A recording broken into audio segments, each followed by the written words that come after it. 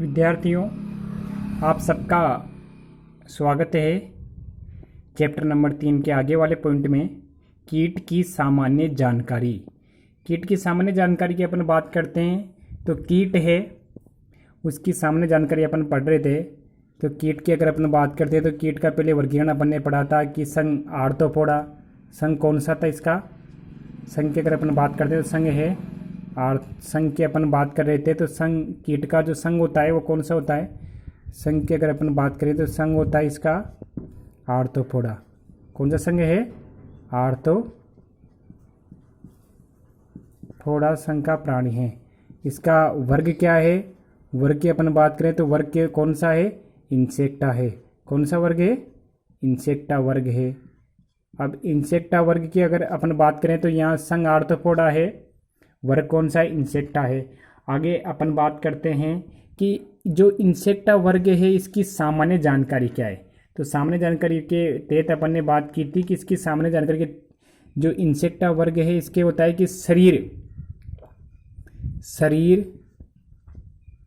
3 भागों में, कितने भागों में? 3 भागों में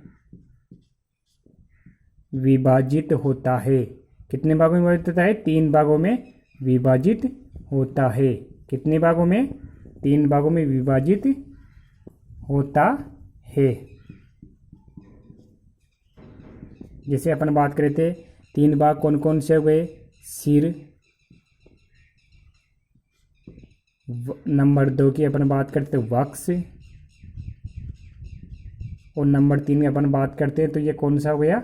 उदर।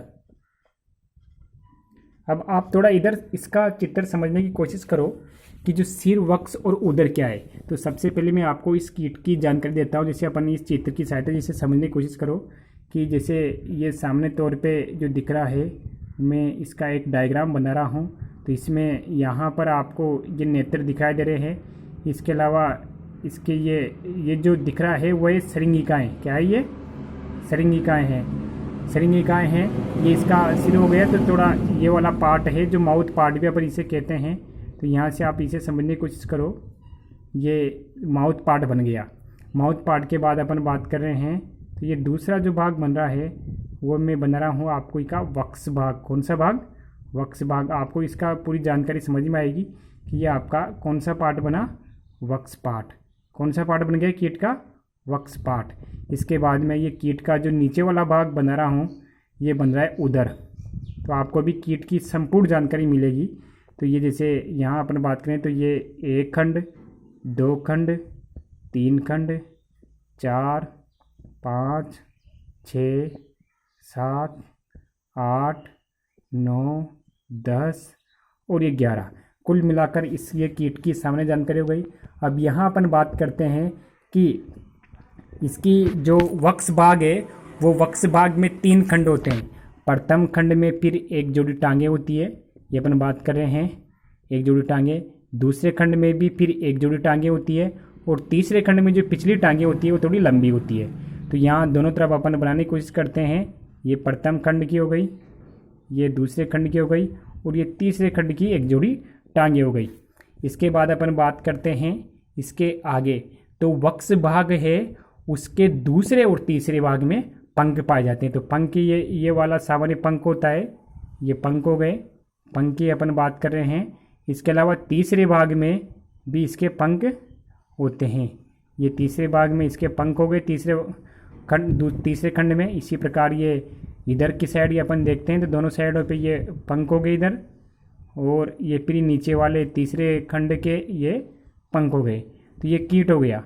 अब कीट का अगर अपन नॉमिनेशन देखते हैं तो इसका नॉमन कल्चर करते हैं तो ये इस वाले भाग को अपन क्या कहेंगे? सरिंगिकाएँ। क्या कहते हैं इसे? सरिंगिकाएँ। कौन सा भाग हो गया ये? सरिंगिकाएँ हो गई। सरिंगिकाएँ के बाद में इसे अपन क्या कह सकते हैं? संयुक्त नेत्र या कंपाउंड आई। अपन संयुक्त नेत्र भी इसे कह सकते हैं, यानी कंपाउंड आई अपन इसे कह सकते हैं। ठीक है। इसके बाद में ये कंपाउंड आ गया, इसे माउथ पार्ट कह सकते हैं। ये अपन सिर वाला भाग होता है तो इसे माउथ पार्ट या सिर अपन कह सकते हैं। ये सिर हो गया। इसके बाद में जो मध्य वाला भाग है इसे अपन क्या कहते हैं? वक्ष या एब्डो, ये वक्ष हो गया। वक्स की बाद अपन बात करते हैं तो ये प्रथम, द्वितीय और तृतीय टांगे। तो इसी टांगों को अपन क्या कहते हैं, अगर 6 टांगे होती है तो इसे अपन सट पाद भी अपन कह सकते हैं, या 3 जोड़ी टांगे अपन इसे कह सकते हैं, सट पाद या 3 जोड़ी टांगे। इसे अपन कहते हैं पंख, यानी इस ये पच्चे पंख हो गया, ये अगर पंख हो गए, तो ये अगर पंख हो सकते हैं, अगर पंख। ठीक है, ये समझ में आ रहा है। इसके बाद में ये कौन सा हो गया, पच्चे पंख हो गए। अब पश्चे पंख की अपन बात करें तो ये पश्चे पंख हो गए। इस वाले भाग को अपन कहते हैं उदर, क्या कहते हैं, एब्डोमिन, या अपन उदर कह सकते हैं। तो उदर है, उदर है। वक्स को अपन इंग्लिश में कहते हैं थोरेक्स, क्या कहते हैं, थोरेक्स। सिर को हेड हो गया, उदर को अपन कहते हैं एब्डोमिन। तो ये उदर होता है वो मेल और फीमेल, क्योंकि जो कीट होते हैं वो मेल और फीमेल, क्योंकि ये एक लिंगी जीव है या एक लिंगी जंतु है, जिसमें नर और मेल, यानी मेल और फीमेल दोनों अलग अलग पाए जाते हैं। मेल है वो थोड़ा फीमेल से छोटा होता है, क्योंकि फीमेल के उदर में अंडों को संचित किया जाता है। तो ये इसका अपन नोमिनाइजेशन किया, नोमेनकल्चर किया, तो इसके अपन देखते हैं। तो ये एक सामान्य कीट है, तो आपको इस प्रकार ये समझ में आएगा। अपन सिर में करते हैं तो सिर में कितने खंड होते हैं, क्योंकि ये कीट के सामने तौर पर 20 खंड पाए जाते हैं। कितने खंड पाए जाते हैं कीट में, 20 खंड पाए जाते हैं। तो इसमें कितने खंड होंगे, इसमें अपन बात करें 6 खंड, इसमें कितने होंगे, इसमें 3 खंड, और उधर में कितने होंगे, कुल मिला के 11 खंड। तो कुल कितने हो गए ये, टोटल 20। कितने हो गए, टोटल 20 खंड इसमें पाए जाते हैं। अब अपन सामने तौर पर बात करते हैं कीट की। तो कीट है, कीट की जो अपन देखें कि इसमें सिर में पाए जा रहे हैं, तो सिर के अंदर से श्रृंगिकाएँ हैं, कंपाउंड आई है। वक्स में अपन बात करते हैं तो वक्स वाले भाग में प्रथम, द्वितीय और तृतीय खंड में प्रथम जोड़ी, द्वितीय जोड़ी और तृतीय जोड़ी टांगे हैं, और दूसरे और तीसरे खंड में अगर और पश्चे पंख है। उधर में अपन बात करते हैं, उधर मेल का और फीमेल का अलग होता है, कि फीमेल का बड़ा होता है थोड़ा। इसके अगर अपन बात करते हैं आगे, तो सामने तौर पर जो कीट होते हैं वो कीटों में जो श्वसन होता है, श्वसन की अगर अपन बात करते हैं कीटों में, ये तो सामान्य चीज, श्वसन कैसे होता है, श्वसन की अपन बात करते हैं तो श्वसन होता है यानी रेस्पिरेशन, वो कैसे होता है, कीटों में श्वसन होता है, यानी इसके अंदर जो श्वास नलियाँ होती है, कौन सी नलियाँ, श्वास प्रणाल, या अपन कह सकते हैं श्वास प्रणाल या नलिकाओं के द्वारा इसमें श्वसन होता है। जबकि हमारे शरीर में जो श्वसन होता है वो किसके द्वारा होता है, फेफड़ों के द्वारा। किसके द्वारा, फेफड़ों के द्वारा। दूसरी अपन बात करते हैं उत्सर्जन। कीटों में जो उत्सर्जन होता है वो इम्पोर्टेंट, ध्यान रखना आप, क्योंकि ये कंपटीशन लेवल के हिसाब से भी क्वेश्चन बनते हैं। तो उत्सर्जन कैसे होता है कीटों में, मेलिपीग, कौन सी, मेलिपीगी नलिकाओं द्वारा, मेलिपीगी नलिकाओं के द्वारा उत्सर्जन होता है। जबकि हमारे शरीर में उत्सर्जन के लिए मुख्य अंग कौन सा होता है, अगर अपन मानव की बात करें तो हमारे कौन से होते हैं, वर्कक, क्या होते हैं, वर्कक होते हैं। यहाँ किसकी बात की थी अपन ने, फेफड़ों की बात की थी। तो ये कीट है, और तो कीटों में होगा। अब सामने तौर पे अपन बात करते हैं कि इनका शरीर लंबा होता है, इनमें हड्डियां नहीं होती है, शरीर लंबा होता है, हड्डियां नहीं होती है। कंकाल, जो कंकाल है उसमें बाह्य कंकाल के रूप में शरीर के ऊपर किसका आवरण पाया जाता है, अगर अपन बाह्य कंकाल की बात करते हैं, यहाँ अपन बाह्य कंकाल, कीटों का जो बाह्य कंकाल है वो बाह्य कंकाल कैसा होता है, बाह्य कंकाल होता है काइटिन का। किसका बना होता है, काइटिन का बना होता है। जबकि हमारे बाह्य कंकाल नहीं पाया जाता, हमारे शरीर में बाह्य कंकाल में मात्र क्या होती है, त्वचा होती है। क्या होती है, त्वचा होती है। हमारे बाह्य कंकाल पर कोई किसी प्रकार का काइटिन नहीं पाया जाता। काइटिन पाया जाता है लेकिन किसमें, नाखून और बालों में काइटिन होता है हमारे, ध्यान रखना आप, नाखून और बालों में काइटिन पाया जाता है। और काइटिन कौन सी कोशिकाएं होती है, ये प्रोटीन है। इनको काइटिन में क्या बचता है, प्रोटीन, लेकिन ये होती कैसी है, मर्त कोशिकाएं होती है, यानी इनमें किसी प्रकार का दर्द महसूस नहीं होता, जिसे हमारे बाल और नाखून में होता है। अपन बात कर रहे थे कि ये कैसा प्राणी है, कीट कैसे होते हैं, कीट की अपन बात करते हैं, कीट कैसे होते हैं, एक लिंगी। कैसे होते हैं, एक लिंगी होते हैं। कैसे होते हैं, एक लिंगी। अब कीट यानी नर और मादा अलग अलग होते हैं, नर और मादा अलग अलग, नर व मादा पाई जाती है। एक लिंगी होगा तो नर और मादा अलग अलग, और द्विलिंगी हो तो नर और मादा दोनों एक ही जीव में होते हैं। आगे अपन बात करते हैं कि नर और मादा अलग अलग है। अब अपन इनकी बात करते हैं कि इनका जो विकास होता है तो वह भ्रूणीय विकास, इन्हें भ्रूण का विकास होने के पश्चात इनका विकास होता है। इन्हें भ्रूण की जो अवस्था है, भ्रूण के बाद ही इनका विकास होता है, भ्रूण का निर्माण होने के पश्चात। तो इसमें विकास के आधार पर जो भ्रूण विकास है उसको दो भागों में बांटा गया है। भ्रूण विकास यानी इसका जो विकास है वो दो भाग है। एक तो अपन बात करें आगे पूर्ण कायांतरण। कौन सा? पूर्ण कायांतरण। एक तो पूर्ण कायांतरण है और नंबर 2 है अपूर्ण कायांतरण। अपूर्ण कायांतरण। अब इसको समझिए, पूर्ण कायांतरण क्या है? पूर्ण कायांतरण की अवस्था में सबसे पहले अंडे बनेंगे। क्या बनेंगे? अंडे है। अंडों के बाद अपन बात करते हैं तो अंडे बनते हैं, तो अंडों के पश्चात इसमें जो अवस्था आती है उसमें 4 अवस्थाएं होती है। कितनी होती है? 4 अवस्था। अंडों के बाद में अपन बात करते हैं लट की अपन बात करते हैं। लट के बाद में एक अवस्था आएगी प्यूपा अवस्था, अगर आपने रेशम कीट देखी है। इसके बाद में प्यूपा के बाद में जो अवस्था बनेगी वह व्यवसक बनेगा, या इसे अपन प्रौढ़ कहते हैं। तो ये कितनी अवस्थाएं हो गई पूर्ण कायांतरण में? अंडे, लट, प्यूपा और व्यवसक, यानी 4 अवस्थाएं हो गई। कितनी अवस्थाएं? 4 अवस्थाएं होती है। जबकि जो अपन इसकी बात करेंगे तो 4 अवस्थाएं किस में होगी? पूर्ण कायांतरण में। यानी सबसे पहले व्यवसक अंडे देगा, अंडे से लट बनेगी, लट से प्यूपा होगा और प्यूपा के बाद में फिर वापिस व्यवसक में रूपांतरण हो जाएगा। कायांतरण का मतलब है कि भ्रूण का विकास होने के पश्चात किस प्रकार की अवस्थाएं होती है। अब अपन बात करते हैं अपूर्ण कायांतरण की। तो अपूर्ण कायांतरण में सबसे पहले क्या बनेंगे? अंडे बनेंगे। अंडों से क्या आएंगे? अंडों से अगर अपन बात करते हैं निम्फ या अर्भक, अपन बात करें निम्फ या अर्भक जो अवस्था है, यानी इसमें किसी प्रकार की लट नहीं होगी, डायरेक्ट प्यूपा अवस्था भी नहीं होगी, तो अर्भक बनेंगे, यानी छोटा कीट बनेंगे। जिसे अपन बात करते हैं बीटल होते हैं, बीटल जैसी अवस्था होगी और बाद में तुरंत इसके बाद में एक व्यवसक ये बन जाएंगे। तो इसमें 3 अवस्थाएं हो गई। तो ये जिसमें 4 अवस्थाएं होती है वो कौन सा कायांतरण है? पूर्ण कायांतरण। और जिसमें 3 अवस्थाएं होती है कौन सा कायांतरण है? अपूर्ण कायांतरण। ये कीट की सामान्य जानकारी है। अब अपन बात करते हैं, ये कीट है फसलों के आधार पर या ऋतुओं के आधार पर ये कौन कौन से भागों में पाए जाते हैं। ऋतुओं के आधार पर अपन बात करते हैं कीटों की सामान्य जानकारी।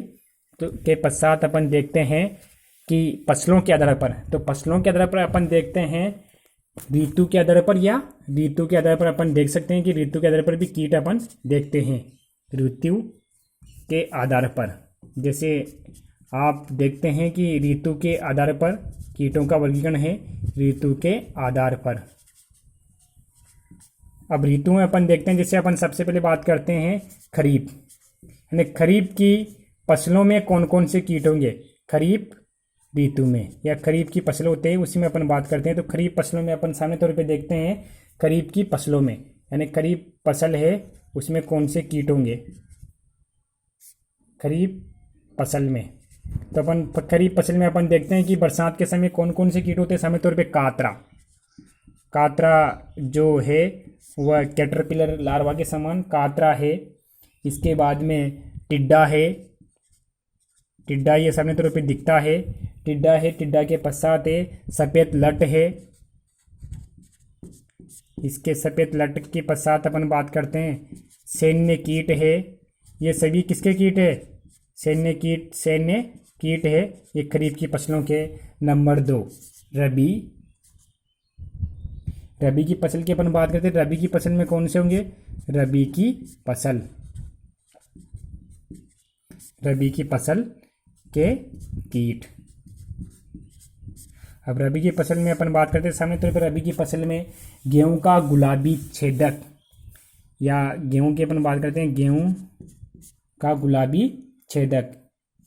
गेहूं का गुलाबी छेदक या छेदक अपन बात करते हैं। इसके पश्चात अपन देखते हैं मोइला, सरसों का मोइला।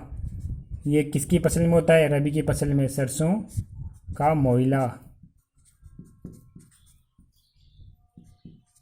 या टमाटर का फलीछेदक, मटर का फलीछेदक, यानी मटर का फली छेदक,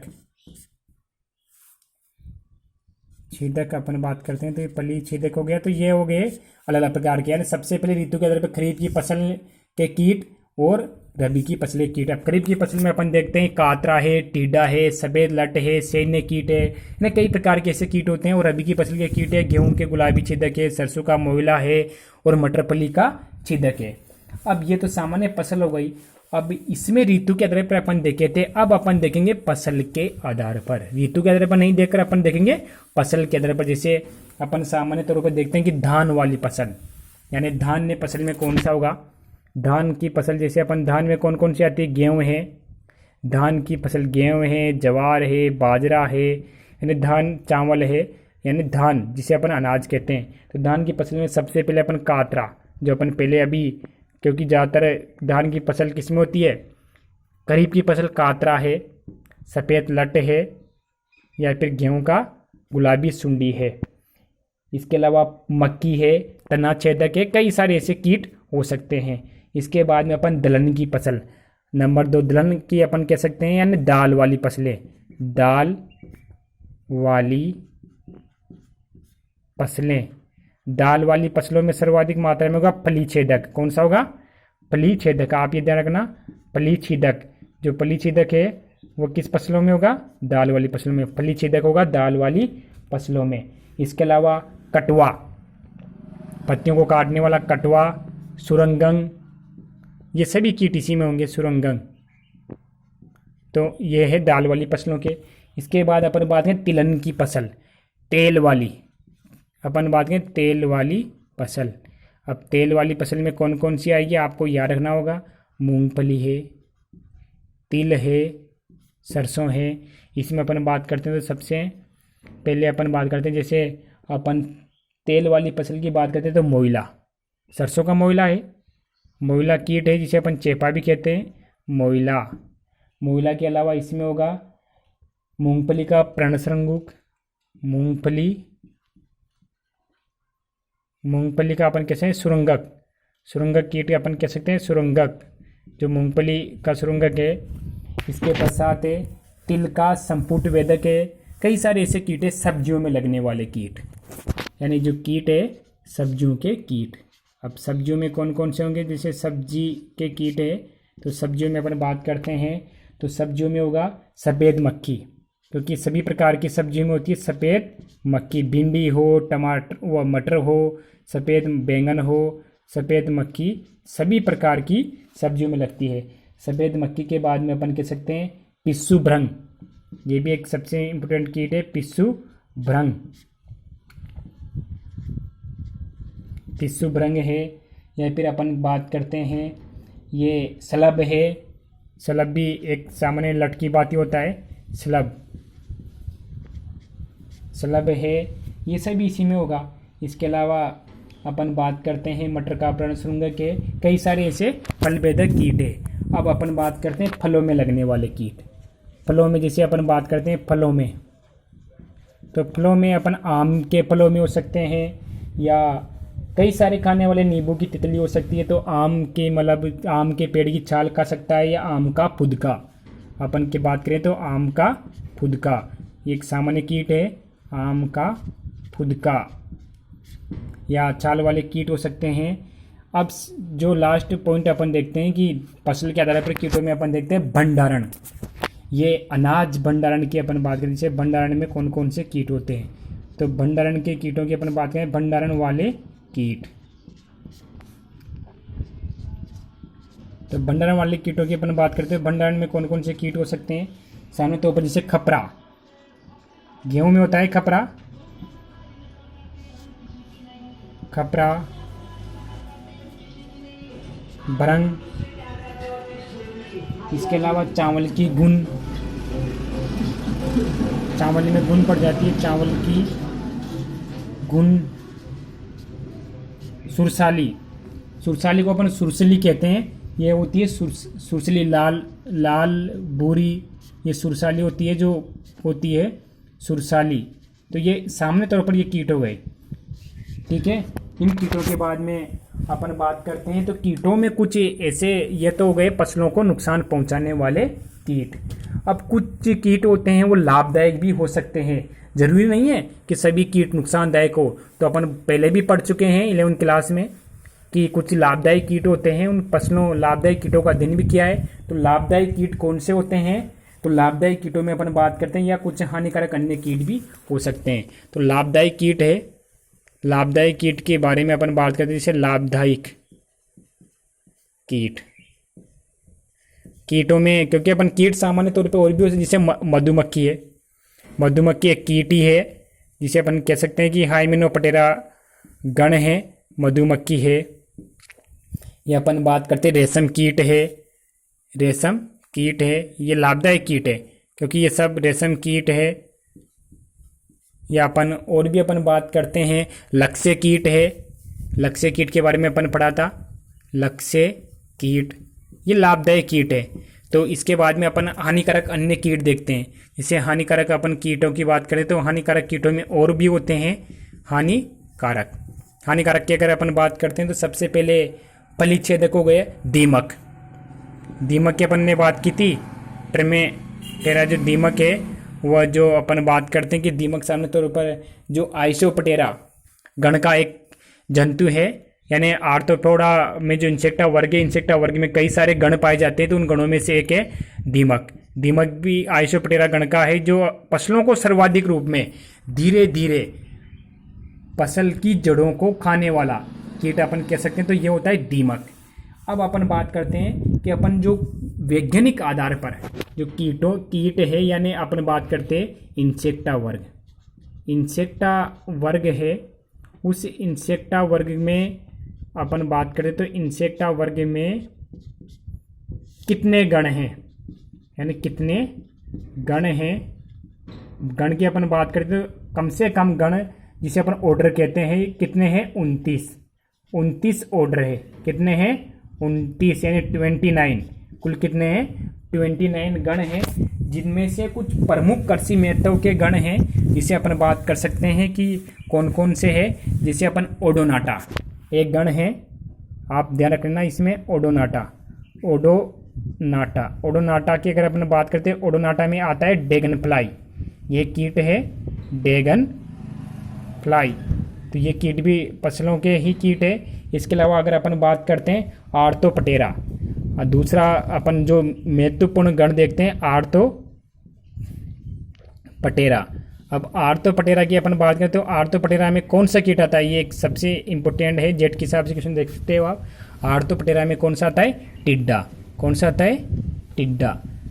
टिड्डा की अपन बात करें तो टिड्डा को, ये सब टिड्डा हो या टिड्डी दल है, ये सब किस में आएंगे, आर्थ्रोपटेरा में।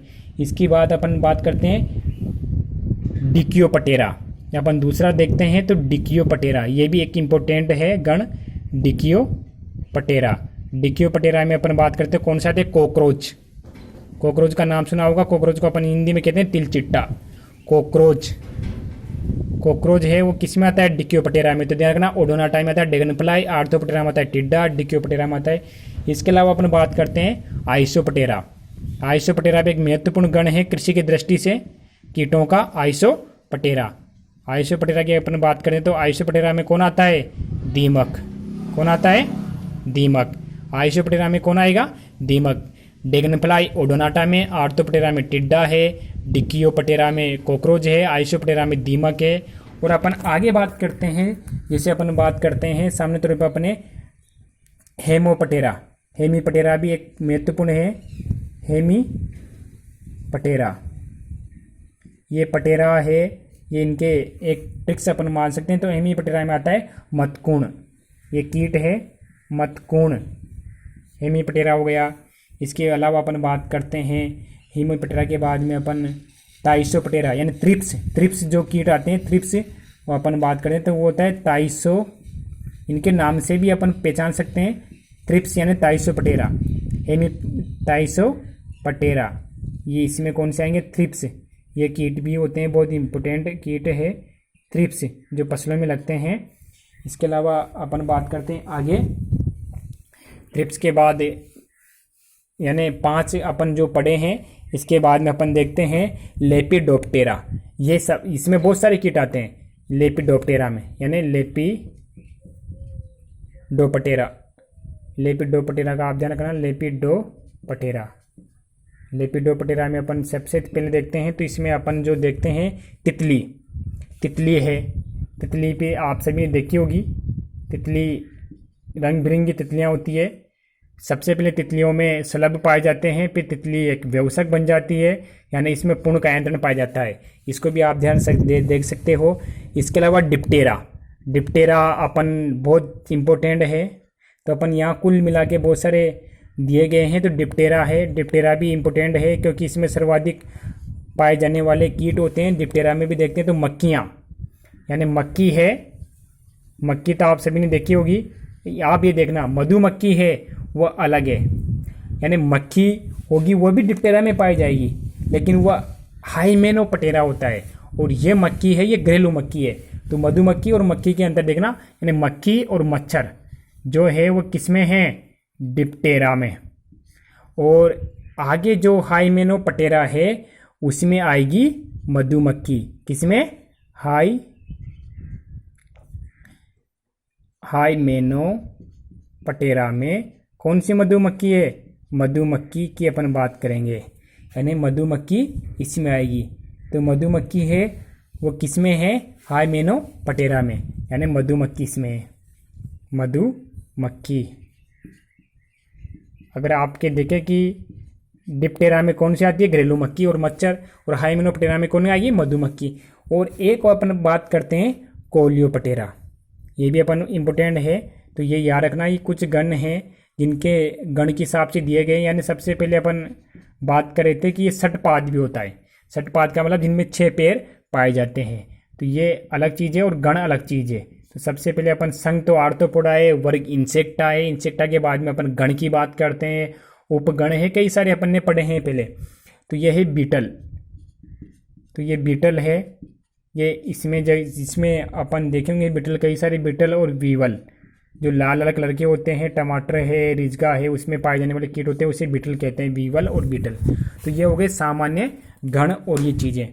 तो फसलों में कई सारे ऐसे कीट होते हैं जिनके जो गण दिए गए हैं, तो अपन और देख सकते हैं इन कीटों के बारे में। सबसे पहले अपन ने देखा है ओडोनाटा है, जिसमें ड्रैगनफ्लाई है, आर्थ्रोप्टेरा में टिड्डा है, डिक्योप्टेरा में कॉकरोच है, आइसोप्टेरा में दीमक है, हेमीप्टेरा में मतकूण है, ताइसोप्टेरा में त्रिप्स है, लेपिडोप्टेरा में तितली शलभ है, डिप्टेरा में मक्खी मच्छर है, हाइमेनोप्टेरा में मधुमक्खी है, और कोलियोप्टेरा में बीटल और वीवल है।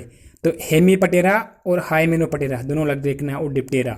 तो विद्यार्थियों, आज अपने इसी सामान्य जानकारी में कीटों के बारे में पढ़ा है। तो आपको जो चीज़ समझ में आई है उसको आप व्हाट्सएप ग्रुप पर कर सकते हो, या समझ में नहीं आए तो, और आप इसको लाइक और कमेंट और सब्सक्राइब करना न भूलें। तो अगली क्लास में अपन पढ़ेंगे कातरा या कैटरपिलर, यानी एक एक पर्टिकुलर कीट के बारे में संपूर्ण जानकारी आगे पढ़ेंगे अगली क्लास में। तो इसके लिए आप सबको धन्यवाद, थैंक यू।